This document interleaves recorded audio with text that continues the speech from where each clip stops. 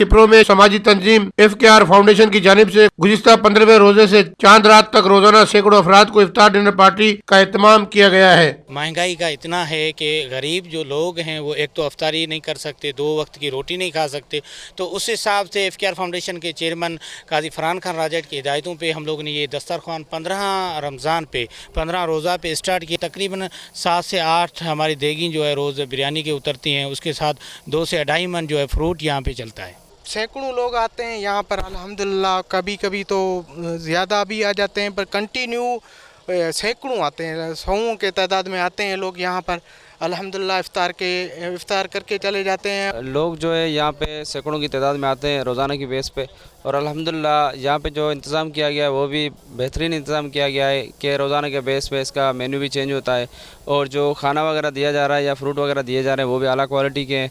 FKR foundation के बानी फरहान खान राजड़ ने हमेशा गरीब और बेपहुंच लोगों की बिना फर्क खिदमत करने का अज़म किया हुआ है। कैमरामैन फजल उमरानी के साथ अब्दुल रज़ाक राजपूत, अवामी न्यूज़ किप्रो। मज़ीद ख़बरनि ऐं तफ़सीलात लाइ विज़िट कयो असांजी वेबसाइट www.awamiNewsHD.com ऐं ॾिसंदा रहो अवामी न्यूज़ HD।